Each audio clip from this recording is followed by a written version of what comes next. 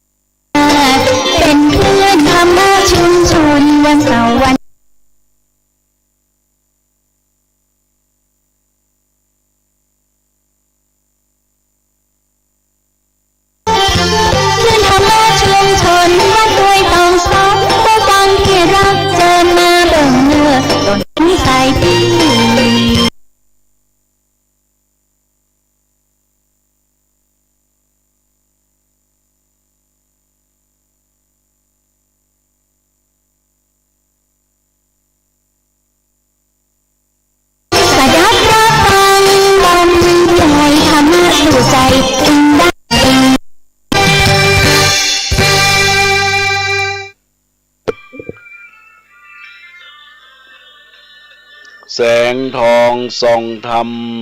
แสงงามในยามเช้าแสงอาทิตย์เจ้าเช้ายังสดใสแสงธรรมส่องห้องหัวใจแสงอะไรไม่เท่าเจ้าแสงธรรมธรรมะสู่ใจในวันนี้ดวงชีวีย่อมมีทีสดใสธรรมะขจัดขัดเกลาใจอยู่ที่ไหนใจก็สุขหมดทุกเอ่ยกราบนมัสการถวายความเคารพหลวงพ่อพระครูวิชุวัฒน์วรกิจโจท่านผู้อำนวยการขึ้นสถานีวิทยุเพื่อการศึกษาและวัฒนธรรม FM 104.50 วัดไฟหินท่านผู้รักษาการแทนเจ้าวาดวัดไฟหินธรรมะสู่ใจในโอกาสวันนี้โดยพระอาจารย์แก่นสำนักวัดสันขยอมวิหารอุโบสถไม้สักทองทรงล้านนาต้องขอเจริญพรญาติโยมอุบาสกอุบาสิกาทายกทายิกาศรัทธานาบุญละต้านทั้งหลายอาตมาภาพก็ได้จัดรายการธรรมะขึ้น96พระบรมธาตุดอยสุเทพจบลงไปก็ต่อด้วยได้ร่วมปัจจัย 1,000 บาทแล้วก็อุทิศไปหาดาบตำรวจพงศักดิ์นางชมพูนุชพงพิกุลตลอดถึงพอเกิดไม่เกิดเจ้ากรรมในเวรของ นางสาวปิยนาถนายพัฒนพงษ์พงพิกุลอย่างอาตมาภาพนี้ก็ได้ตั้งทำชื่อว่ากำพร้าวัวตองเทศให้บรรดาญาติโยมสาธุชนในคืน104.50ได้น้อมรับฟังด้วยกันญาติโยมก็ผูกแต่ละผูกก็มีความหมายในหัวข้อใจความธรรมที่ได้แสดงพระธรรมเทศนาอานิสงส์เกิดจากการฟังแล้วก็จะนำไปสู่การอุทิศบุญกุศลไปรอดไปถึงดวงวิญญาณของผู้วายชนดังนั้นแล้วบรรดาญาติโยมอุบาสกอุบาสิกาก็จงตั้งใจเนอะรับฟังทำเปิ้นเมืองชื่อว่ากำพร้าบัวตองในผูกที่5ในญาติโยมและท่านทั้งหลายก็รับฟังกันได้ตั้งแต่กาลโอกาสบัดนี้โดยทั่วกันเนอนะโมตัสสะภะคะวะโตอะระหะโตสัมมาสัมพุทธัสสะอัฏฐลาจักกะโกปัลโลอาเจตวามานัสสะเฮเลโงเตสะทะโวดูลาสัพโปเลสะตั้งลายตั้งยิงใจม้วนหมู่อันนั่งอยู่นำนามีศรัทธายังเจือใจไฟเอื้อตั้งบนเพื่อยุหนุนทำตาปราบปนจากสงสารจึงตานเข้าน้ำวัตถุพรำปัจจัยมีสินใสบ่ขาดบ่ประมาทภาวนาปะกันมานั่งพร้อมย่อมือน้อมฟังธรรมจงได้จำฟังติดต่อตามบาทข้อบาลีลำดับไปนี้อัตถะในกาลนั้นใส่อันงัวเต้าไทยไปนี้การงัวหนอมุนีน้อยนาเต้าหาวหาดผีพายินละอายเพียนนาอายใบฝ่าประจาก็มาพิจารณาสันทีว่างัวกูนี้หลายตัวป่อยการงัวเล็กเด็กหน่อยเชื่อจะถ้อยกาเลสันใดดีนันใส่กูเต้าไทยห่อใจเถื่องัวกันไปนั่นเราแต่ตัวเจ้ายังบอกการบอกสตานเข่งคามจากลงจำภาพทรงเฮินใดรู้เป็นตายจากเอาเด็กใจอ่อนน้อยกาดกลอยเป็นผีเต้ากาเลถอยจ้าป้องจักขาหนอพุทธาใจปาลากดเลวบิดเบี้ยงเบี้ยวของงาขอบ่รู้ปออิ่มกายมักโลภงานลายบังอำมักกระตำใบบอดบอกเกิดหลอดอเวจีตัณหามีหลายลากลัวจากปรากเสียของเสียเงินดองบาดใจเงอปฏิไวยทะลงทามเต้าเกยไข่กำบอกกล่าวว่ากันต้านเต้าปลายกันหรือสะต้านสันใดของเขตเวียงใจนั้นเราจากยกเธอเจ้าฟังเดียบัดเดียวเต้าจะเลี้ยวเก่าจีพิษจากที่กองธรรมบ่ดังกามว่าไว้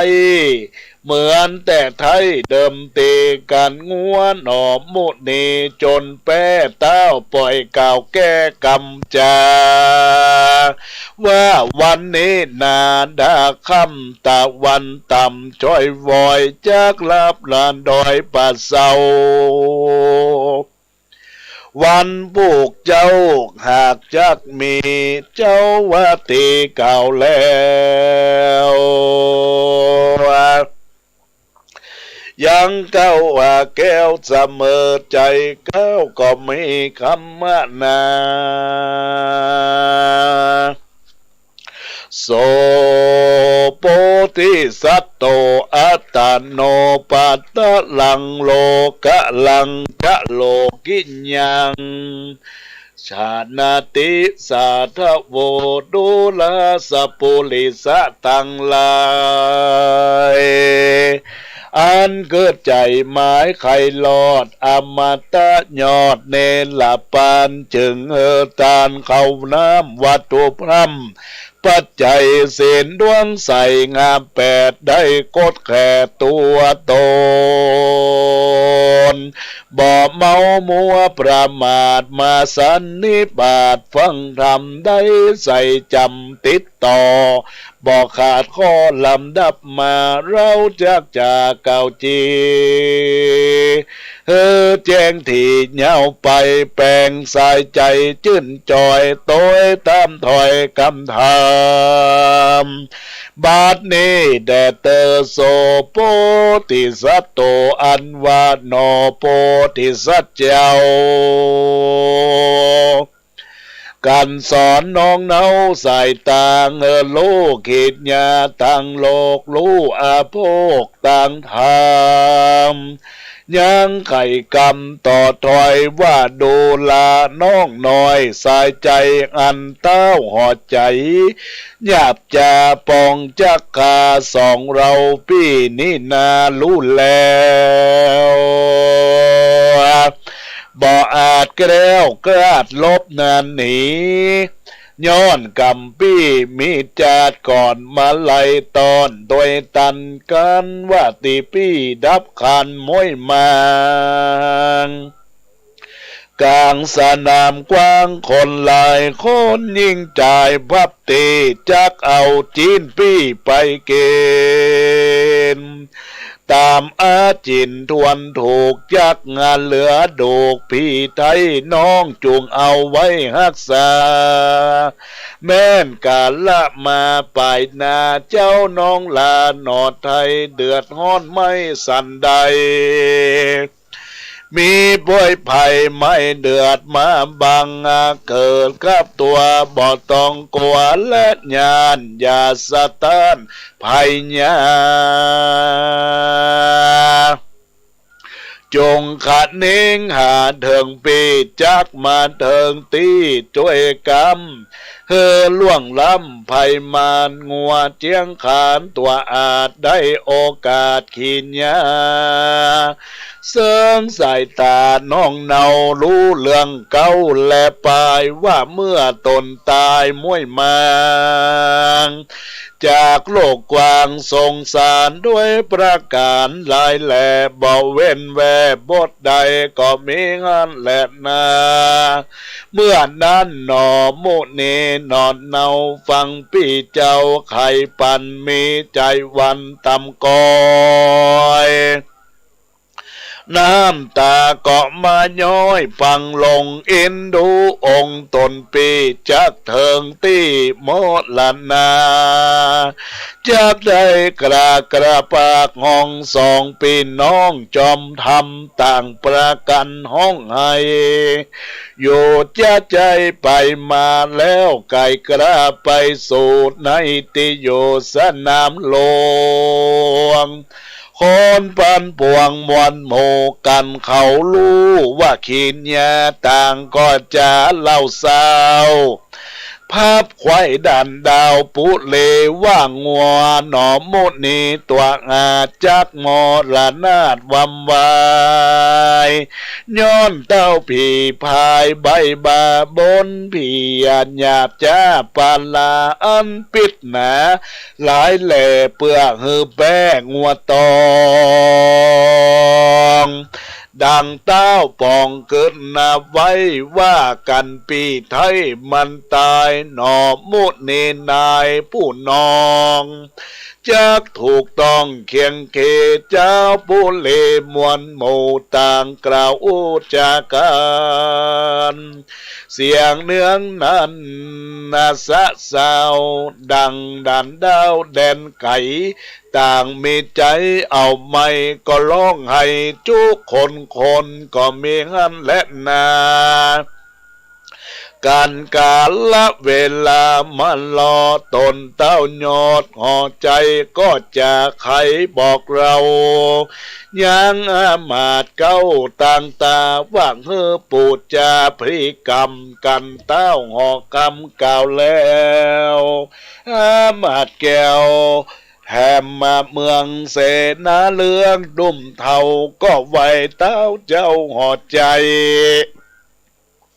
รีบเร็วไวบ่จากระตำดังเจ้าฟ้าไข่ปันน้ำเอาขัดใหญ่ใบใหญ่ดอกไม้ใสใบสีผ้าขาวแดงมีพร้อมราเข้าปลาเผือกเข้าสารหากปอปันเบียเสมอกันพร้อมไข่ตั้งเป็ดไก่หัวหมูยกใบโจนบนอมมีพร่ำพร้อมสุลาพร้อมด้วยของนานามากเต่าพริกรรมยังเล่าว่าเล่ามูลเมืองผีเหลือผีศาจรักษาบ้านเมืองอามาตย์เลืองปูนใหญ่ยกมือใส่วางกิ้วรับตาเลี้ยวตัวไปแล้วจากไข่เก่าตัวมีบ่อน้อยลายประการว่าดูแลหานตนองค์อาจรักษาอากาศเวหนอยู่ปลายบนเตตตองรักษางองเวียงใจจงฟังกำไขเก่าเจว่าบัดนี้เมืองเฮาภัยบอบเบางันใหญ่มาถูกใส่ปุเลเต้ากาเสไม่มาดย้อนเจ้าน้อยนาดบนนาป้างัวมาตัวกามาต่อตาผาจนตาต่อจนภาพสูยังงัวมวนหมู่เมืองเฮาเนียป่าเอาสตาน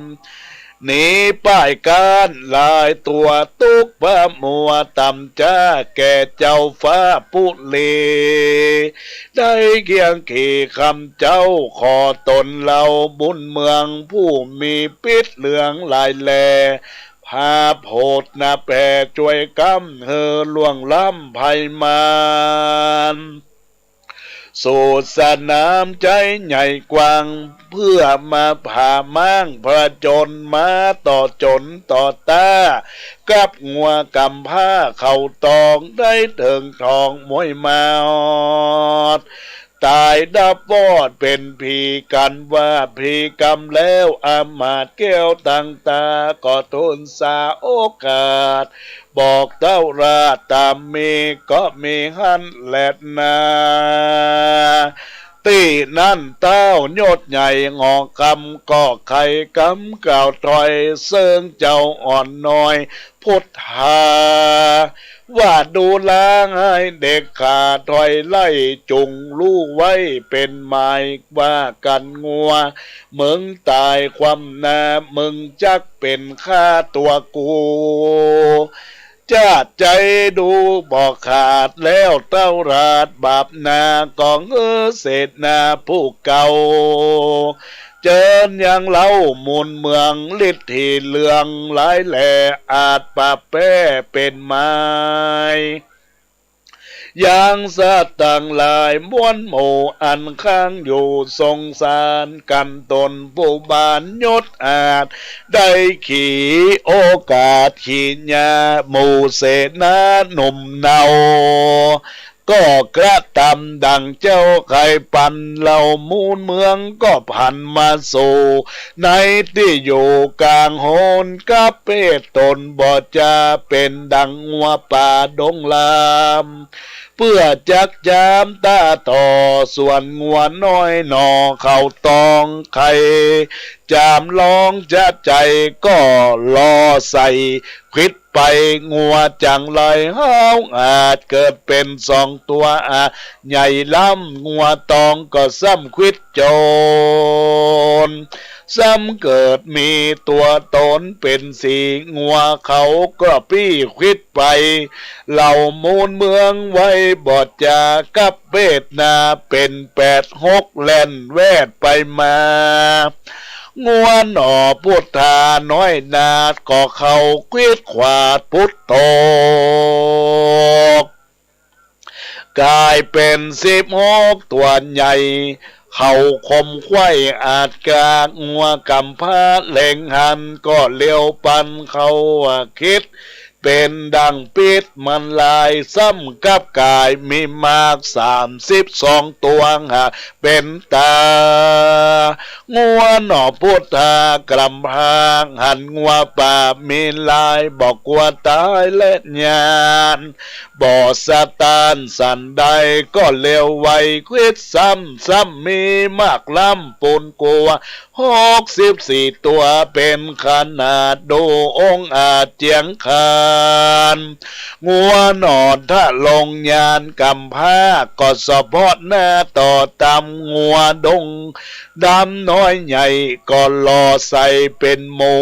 เจ้าจนโจพับจอดงัวเจ้ายอดมุดนี่แย่ใจดีเขาภาพจนขนาดพัดพันงัวเต้าหอดจันอาจกรา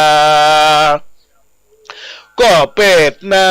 กับหน้าเป็ดหน้าเหลวไหวเป็นงัวดงไผ่หลายหลากร้อย28ตัวหากสะสนเล่นเวียนวนเป็นหมู่แวดล้อมอยู่ใหญ่ๆงัวหน่อมุนีนายหนุ่มเนาหันงัวมากเต่าหลายล้ามก็เข้าจามตันต่อเอางัวล่อควิดไป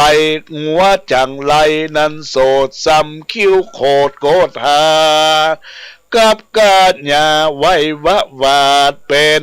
500ตัวอาจใหญ่กล้าหล่อใส่งัวกำผ้าสนสารงัวหนอดถ้าลงยานหันลาเกิมไม่มากหลายตัวที่เงียงหัวเข้าใส่เนี่ยควิดไล่ไปจอดปองเหี่ยวหอดดาตายงัวตายผีพายม้วนหมู่บ่อาจสู้ยาวไปต่างกระไกลอ่อยนาเข้าสู่ป่าดงดานพอบ่อนานแต่ใส่นับอ่านใดอึดใจงัวจังไรม้วนมากก็ออกจากดงตาลเล่นพายพันมาสู่ยังที่อยู่กลางสนามมีหลายลามบ่อน้อย1,500ตัวใดมีตัวใหญ่เสมอกันต่างพายพันเรียงนาหมายจากข้างงัวหน่อมดนี่ส่วนงัวตัวดีเจียงเจ้าหันงัวป่าเศร้าหลายตัวก็บอกกลัวสักญาณก็คิดขวาซ้ายขวาคิดไปมาบอดแจ้กงัวเต้าบาปกาทาสีการงัวหน่อมุนีจนใส่ต่างลมไว้ใหญ่ๆพ่องก็ตายมุบมูพ่องเล่นไปสู่ดงไผ่บ่เหมือนเต้าใดแต่เรามอกหายใจออกเป็นตราก่อนเล่นปอกมันละสนมีตัวตนสูงใหญ่นับอ่านใด10,000ตัวเข้าบนหัว เข่าบนหัวยาวศอกคมหักศอกหอกสวาเล่นเลียงนามาหาตี้งวนหนอพุทธาย่างโยกันว่ามาลอดสู่เลี้ยวปันต่างคิดกันบอดจางงัวกำผ้าเข่าตองแลงถึงทองบอดเศร้าคิดงัวเต่าเจ้าปีพายลมเต้าง่ายเป็นโมกองกันอยู่ใหญ่ๆบ่มีเหมือนเต้าใดแต่ใส่ก็ฟื้นได้ขึ้นมาแล้วกับการยากไว้วาดเป็นงัวตัวอาดงตันป้าอยู่มันหลายหลาก90,000ตัวหากเป็นไม้แวดล้อมยายไข่จอดบ่เฮอลอดลบหนีงัวหน่อหมดเนกำพางหันงัวเจ้าฟ้าลายตัวก็บอกกลัวและญาณบอดสตานสันใดก็เข้าเควดซ้ำมีมากล้ำเป็นแสนเต็มตัวแดนไปไขว่ตัวสูงใหญ่เหลือลายแวดล้อมใหญ่มากเต้าอันว่าผีเล่าโมนเมืองมีพิษเรื่องใจจ้าหมายจากขางหัวตองก่อนเนี้ยตัวปองใหญ่แล้วผู้ปิดใส่บัดเดียวปิดมันเร็วหลายแหล่สลาแผ่กันยางัวหน่อพุทธายอดซอยเลยกาดกอยวำวายได้ถึงตายมวยม้างที่ขวางกว้างปุเลแห่งเต้ากาเสงห้าวหาเจ้าปราสาทหอจันก็มีหันและนาตามาดังปังกาเส้นโตสัทธาอังหะสัทธาอันว่าสัพพัญโยพระพุทธเจ้าตนเป็นเก้าติโลกาจารไขนิทานไปแจงพระจึงแสงเตสนาวาภิกขเวโดลาภิกขุตังลายตนเป็นสายอาริยาจาดเจ้าละเสียงขาดตัณหาแล้วก็มีใจอันประหลาดส่วนเจ้าว่าหนองว่าพุทธาเขาตองกำผ้ากันภาคหน้าและตายเนเจ้าก็มีย้อนกาเสบาปเศร้าเอาเจ้าหัวเขาตองนี้ละปนนี้ไฟบาปเศร้าบนอย่างเล่าว่ามนเมืองอันมีปิดเลืองสลาเพื่อมาผ่าพระจนงัวนอนทัศปนกำพาลวดความนาวำวายส่วนคนยิงใจหนุ่มเทาอันอยู่เฝ้าเล็งหันก็ป้ากันเอาจีนปาดแล้วปิ้นเอาหนังบ่รอสั่งเอาไว้แบ่งเลี้ยงไส้ไผ่มันลัดดูกหันเลียลาดส่วนเจ้าน้อยหน้าจอมไตก็มาคราดนิ่งในไฟหอยเธอปียอดซอยสอนมาว่ากันปี้ได้ถึงแก่มอละนามวยมังจากโลกกว้างเมืองคนแล้วก็มาพระจนเฮอเขากระดูกตนพี่ไทยไปฟังไว้เมื่อไม้หนอโมดเนนายยอดนาซอย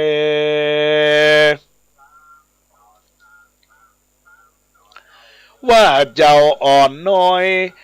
ทิทาทิทุกะกุมารเมสันดานถอยจ้า หอยไล่ตนปอดไทยปิตาก็มอดลานนามวยม้างจากโลกกว้างเมืองคนไป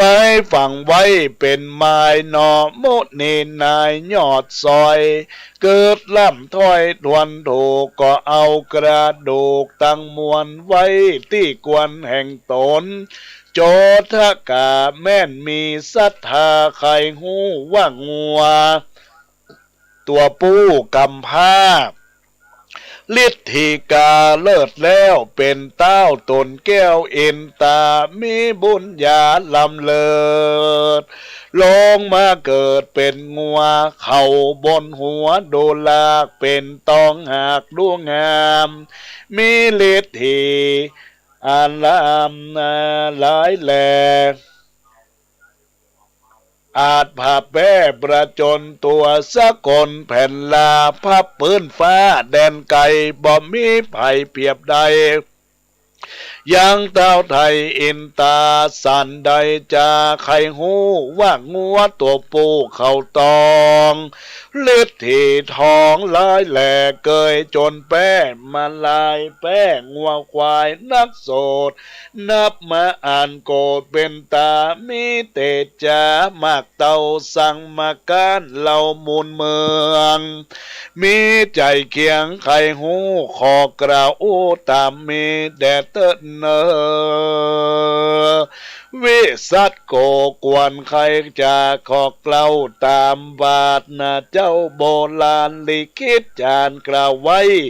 ว่าตนเต้าไทยอินตาแต่เมินมาจากก่อนเกิดอยู่บ่อนเมืองคนบ่ตุกจนไม่เอาบ่มังเต้าทมนามีนามาจื้อซอยว่าเจ้าอ่อนน้อยที่ถูกกุมากะกุมารมีสันดานถอยไหลตนป่อไทยปิตาก็มามอลานะมวยมางจากโลกกว้างเมืองคนอยู่กับตนแม่เจ้าบ่โศกเศร้าเกียงจาวันหนึ่งนาทิทุกกะกุมารได้จากกำขานก่าวแก่บอกเสิงแม่สายใจว่าขอลาไปแอวกาขอตนบนกระยอดซอยอนุญาตปล่อยไปดินดีส่วนนางสายสลีผู้เป็นแม่ก็ลากลูกแต่น้ำนาก็ใครกำกล่าวตอยบ่ลูกน้อยใจเดียวไปต้องเตียวแอวก้าก็ห้ามลูกละบุตรตาว่าเจ้าบุญนาเอ้ยนอเทาบ่อถ้าเต้าไปในจงอดสาใจย่างอยู่ในแก้วโกเลียนลาผู้เป็นบุตรตานันนาโสดใจกิ้วโกดเคียงเกก็บอบตีแม่ไทยกำไม้ใดแล้วฟาดแม่ดาจะขาดใจตายผู้เป็นโลกใจนั้นเรากันตีแม่เจ้าบนนาก็ลงนะว่าบอจาเรือออกตาภายปันแล่นเร็วปันจะใจเถิงการน้ำใหญ่แดนไกลก็มีอาสะจันใจไหลหลากสะเปานั้นหากติดขำบ่อนำนานำโคตรค่ายเรือเคลื่อนย้ายไปมาเต้าคำการย่างอยู่กลางสมุทรกู้สาครตะฐานในกระบัดนี้เรา นายบุญปีเก่านาวาพิจารณาที่สันเกิดสอดดันไปลายว่าคนยิงใจมวนหมู่อันไม่อยู่สะเปากำป้าเอามาจอดบองโลดไปไก่เถิงแดนใดปลายนาได้แอวก้าและขายใจผู้เป็นนายเกิดแล้วเตียนย่อมแกล้วเสียไหนก็คือคนในมวลหมู่อันไม่อยู่นาว่าเอาไม้มาบดจ้าแล้วกล่าวว่ากำไปว่าคนใดนั้นใส่จับได้ไม้อันนานค คนผู้นั้นมีกรรมอันมัวดำมันหลอดจักถูกตอดกงกาการนายนะว่าผู้เก้าไข่บอกเล่าสุดปลายคนยิงใจม้วนหมู่ก็เตียวไปสู่ใหญ่ๆเพื่อเข้าไปจับไม้บอกเว้นไว้จุคนกันเวียนวนไขว่แล้วลอดเจ้าแก้วที่ทุกะกุมารกำป้าปานลอดดันก็ได้ไม้สั้นเป็นไม้คนยิงใจมวนหมู่อันหันอยู่กับตาต่างโศกะตำกอยเอ็นดูเจ้ายอดซอยกุมารจากตกวังทานใหญ่กว้างแดนตาต่างสากรเต้าต่างจาวอนบอกเราขอนายเก้าสะเปาว่าขอเอาแถมไม่จับไม่สั้นยาวไขว้แถมหอนเข้าจูงหนใหญ่น้อยก็เลี้ยงแถวถอยไผ่พันแล้วก็จับไม้สันยาวกันนั่นเล่าก็ได้นั่งเก่าเป็นตาเจ้ากุมารนั่นกำสันก็ไม้สั้นดีลีทวนสามตีนั้นใจก็มาได้ดังเก่าบ่เพกเบาบ่พิษพันปากันบ่จ้าเอาใจบาปกล้ามาปานเกืออาทิทุกะกุมารนั้นนาใสตกน้ำใหญ่สากรก็เถิงเมื่อมอนม้อยแมงจากโลกกว้างเมืองคนได้เอาตนไม่เอาไม่มาดนโลกไตอเวจีหลายแสนหลายปียังบ่ปนบาปลำโลนสั่งขยายางน้ำป่าส่งโยมาเกิดโยสงสารเป็นสัตว์เดรัจฉานถอยไล่นับอ่านใดหมื่นปีบาปกรรมมีหลายลากันพ้นจากเป็นสัตว์บาปกรรมมัดจ่องหอยได้กราดกร้อยเววนเกิดเป็นคนโลกลาตุกต่ำจ้าอานาถาลูกพิจารณาบอกขาดว่าเกิดมาจากปางนี้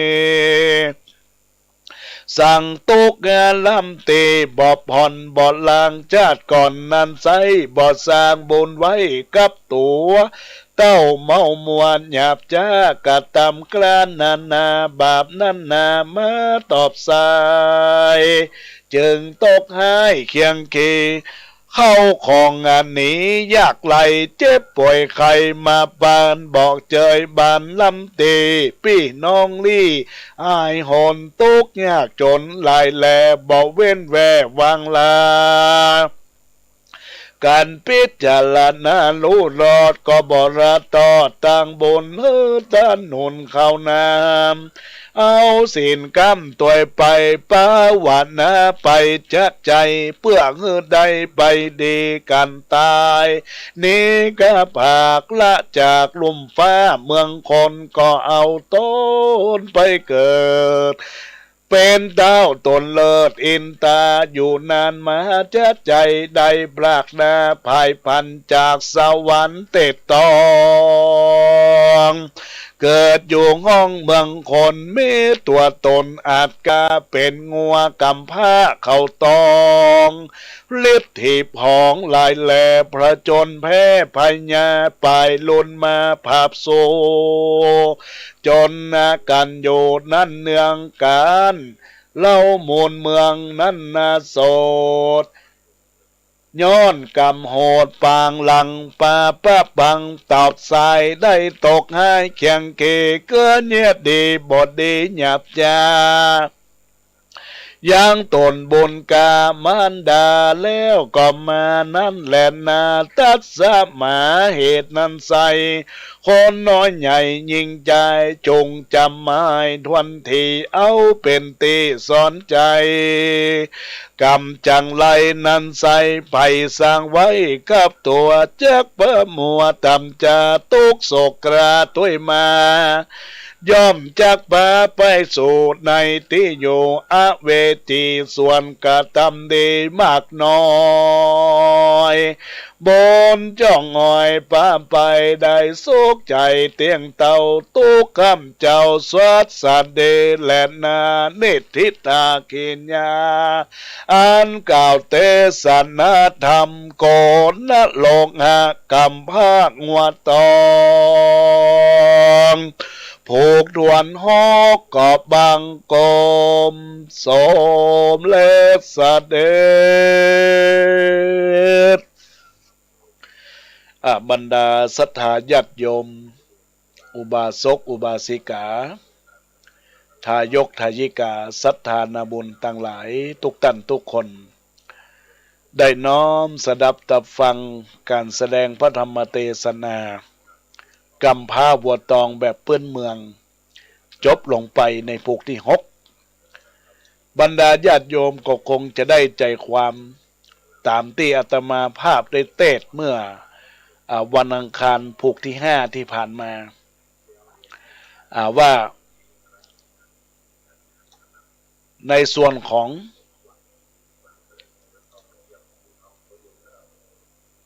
การต่อสู้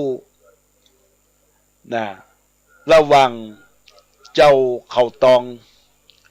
ก็มีการต่อสู้ปราบชนะ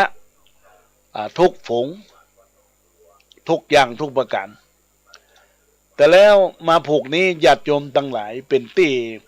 อะไรโศกะโศกเศร้าเป็นแต่ว่าเนื่องจากว่าเจ้าพญาเนี่ยตึงเหมือนยอมตึงจะชนะฮือใดก็ได้ไปขอไปขอยังงัวที่เป็นงัวผีพายญาติโยมทั้งหลายมาต่อสู้ก่อนแล้วก็เจ้าเขาตองก็หู้ชะตากรรมญาติโยมว่าตัวเองจะต้องตายแน่นอนก็ฝากกรรมฝากผีฝากไข้คือน้องตัวเองว่าถ้าหากว่ากรณีถ้าอ้ายตายก็เก็บกระดูกอ้ายไปดีๆเนอะเก็บไว้ดีๆเป็นตีรักษาไว้เพื่อเป็นการที่จะได้ระลึกคิดถึงกันและกันญาติโยมทั้งหลายนี่เป็นคำสั่งของเจ้าเขาตองหลังจากนั้นบรรดาญาติโยมทั้งหลายเจ้าพญาในสมาคมสนามหลวงก็เกิดการต่อสู้ระหว่างเจ้าเขาตองกับงัวเขาตองเจ้าเขาตองเนี่ยกับงัวของเจ้าพญาเข้าไปสู้ไปต่อไปจนกันตอนแรกก็เป็นงัวตัวเดียวปรากฏมามี2ตัวปรากฏมามี3ตัว4ตัว16ตัวญาติโยมทั้งหลายแล้วก็โพสต์มาถึง64ตัว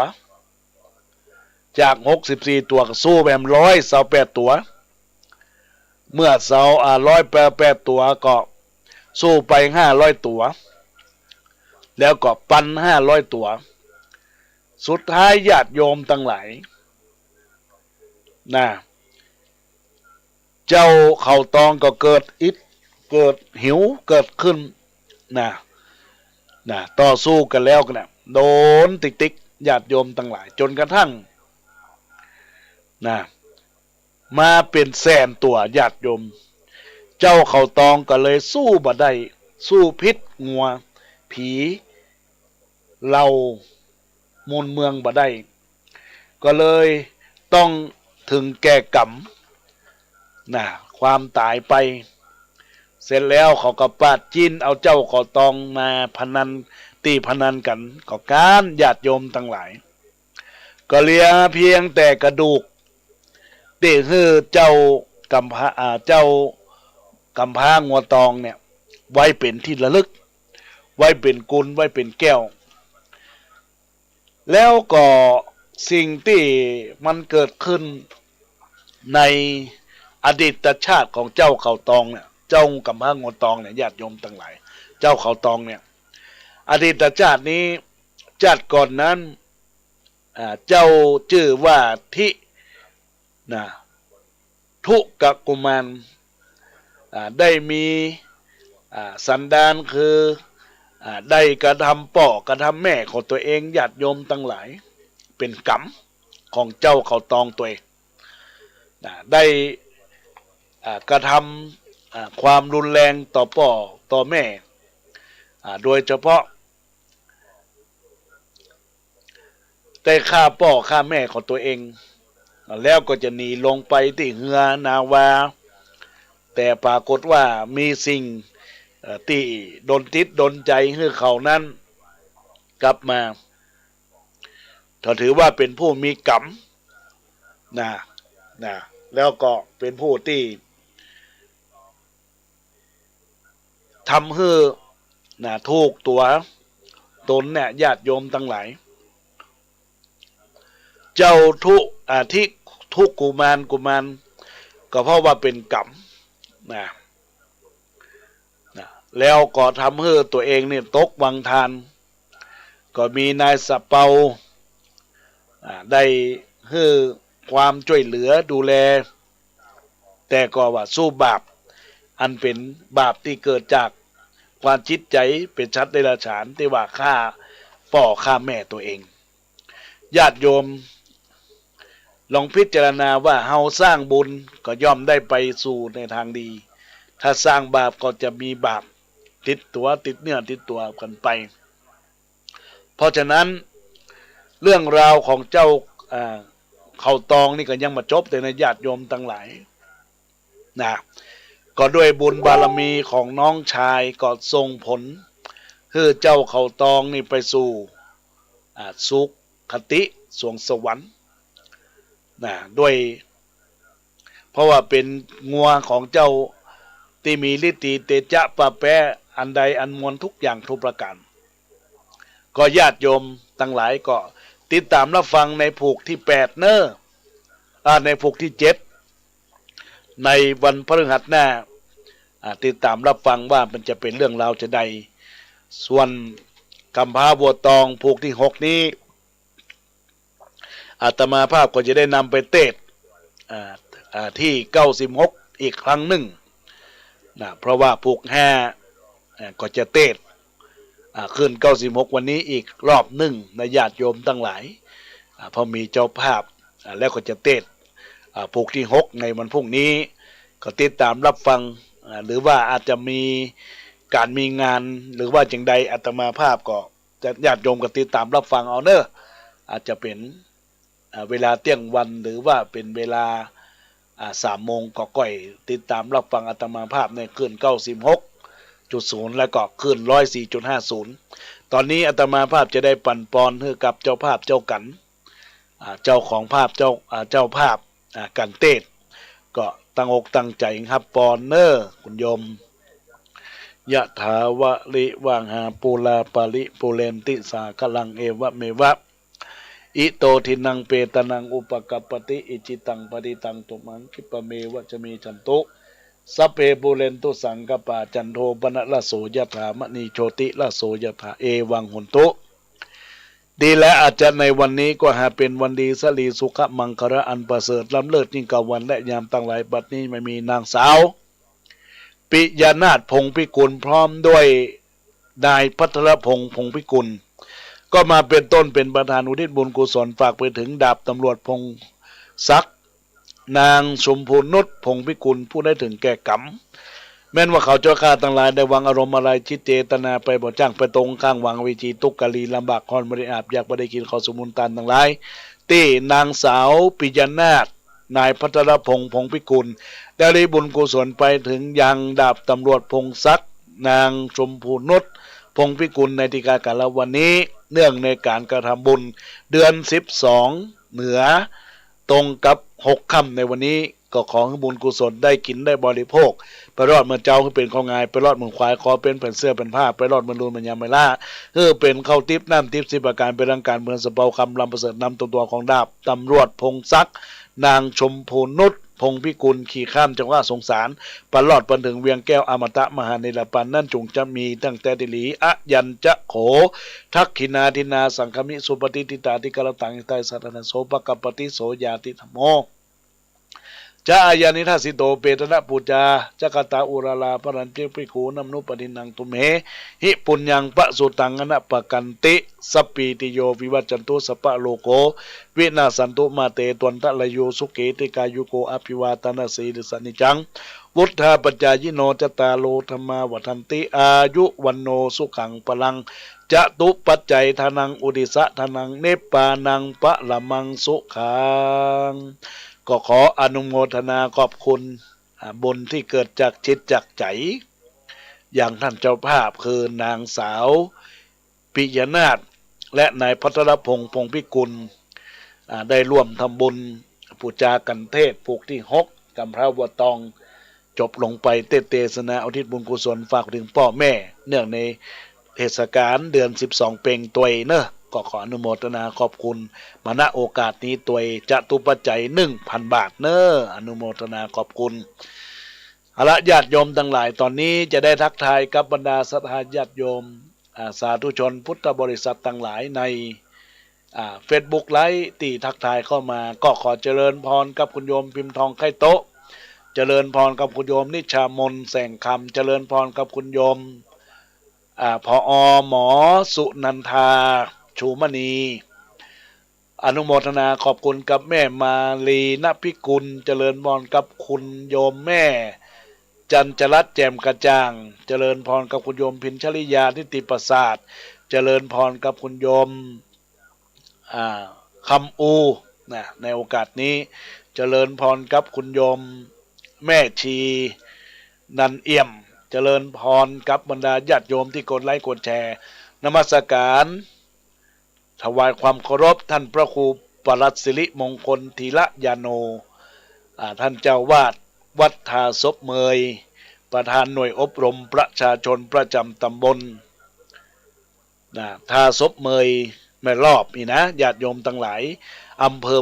แม่ทาจังหวัดลำพูนทักทายเข้ามาขออนุโมทนาขอบคุณกับธรรมคุณเจ้าด้วยนะครับที่ได้ทักทายเข้ามา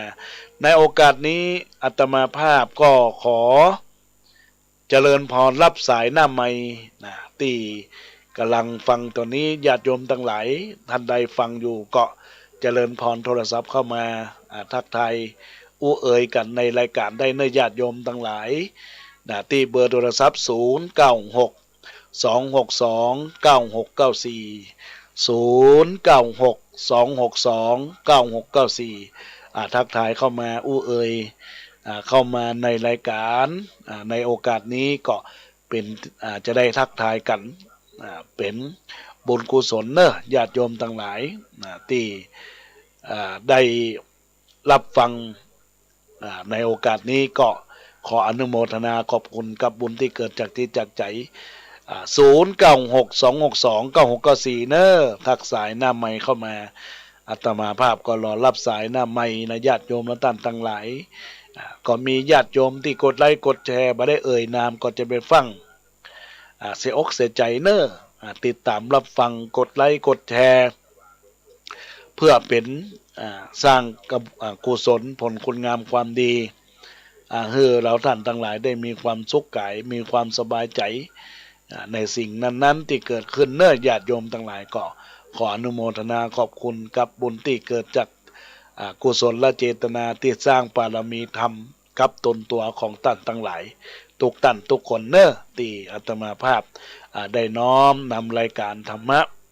เพื่อเป็นธรรมะจัดสรรสู่ยังบ้านยังจองมูลศรัทธาญาติโยมสาธุชนบางผู้บางท่านได้รับเป็นเจ้าภาพบุญกุศลไปถึงไผอาตมาภาพก็เอ่ยเป็นบุญเป็นกุศลได้ทั่วกันสร้างบารมีธรรมซึ่งกันและกันจะได้ประเกิดซึ่งกุศลและเจตนาสาระธรรมะบ่มีเศร้าหมองมีแต่เรื่องรองผ่องใสส่องแจ้งยิ่งได้ฟังธรรมยิ่งแจ่มยิ่งแจ้งดุจดังแสงแห่งพระอาทิตย์สุขกายสุขใจเมื่อนำมาคิดเป็นสัพพมิ่งมงคลเกิดมาลุ่มฟ้ามีเหตุมีผลสนุกเมืองคนอยู่ได้เพราะศีลธรรมอยู่ได้เพราะศีลธรรมของพระพุทธเจ้าติดตามรับฟังรายการอาตมาภาพในวันนี้ เวลาบ่าย3 โมง 4 โมงขึ้น96ก็ขอเจริญพรทุกท่านทุกคนขอเจริญพรเนอ